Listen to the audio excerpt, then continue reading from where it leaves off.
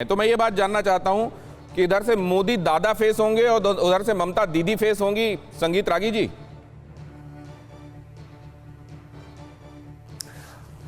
देखिए, ममता दी और यदि मोदी जी में यदि कोई एक कंपैरिजन नहीं है, तुलना नहीं है।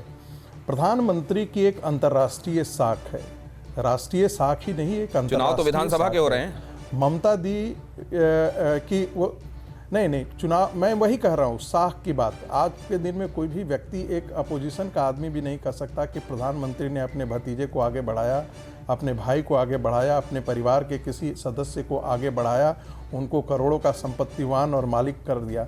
लेकिन ममता बनर्जी के दामन पे दाग हैं, उनके अभिषेक बनर्जी पर करोड़ों की दलाली, ये सारे इल्ज़ाम हैं।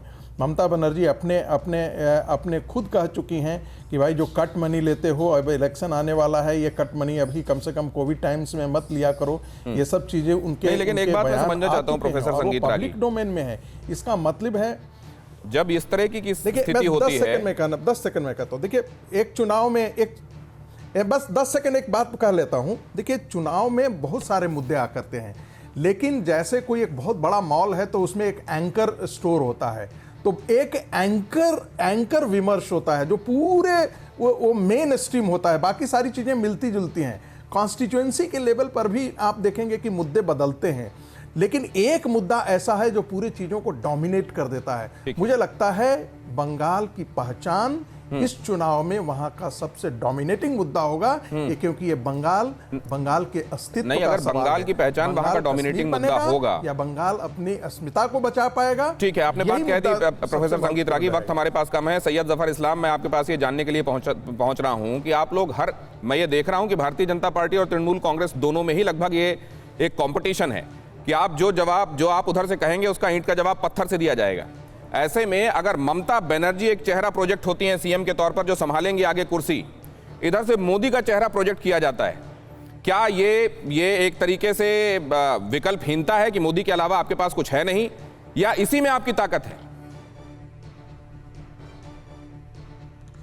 देखिए, भारतीय जनता पार्टी के वो सबसे वरिष्ठ नेता हैं और सबसे ज़्यादा इस देश के इतिहास में किसी एक लीडर की लोकप्रियता है।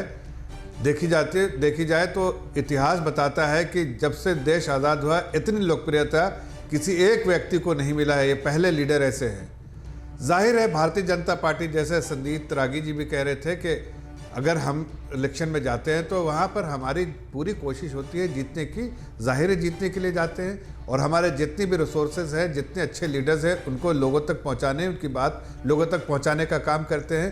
तो आदरणीय प्रधानमंत्री के साथ साथ बाकी और सारे भी लीडर्स वहाँ पर जो कैंपेन कर रहे हैं। हम हर इलेक्शन को, ये अकेला इलेक्शन नहीं है, हर इलेक्शन में हम अपनी पूरी दमखम ताकत से जुड़ते हैं, इसलिए कि हमारा लक्ष्य ये है कि ऐसी ताकतों को हटाओ जो समाज के लिए कहीं ना कहीं तकलीफ के लिए है और समाज में लहरने वाले लोगों के लिए। बहुत शुक्रिया, आपको बीच में रोक रहा हूं इसके लिए माफी, क्योंकि वक्त इजाजत नहीं दे रहा है। हमारे साथ जुड़े तमाम मेहमानों का बहुत शुक्रिया और उम्मीद है कि दर्शक अपने मतलब का लब्बो लुआब इस चर्चा से निकाल लेंगे। इस अहम खबर के साथ मैं इस आज के एपिसोड को अड़ी के विराम दूंगा। एक बार फिर ममता को चुनौती देने आएंगे मोदी की अगली रैली 18 मार्च को हो सकती है पुरुलिया में। प्रधानमंत्री की अगली रैली संभव है 18 तारीख को पुरुलिया में मोदी रैली कर सकते हैं। 20 तारीख को काक द्वीप में हो सकती है रैली।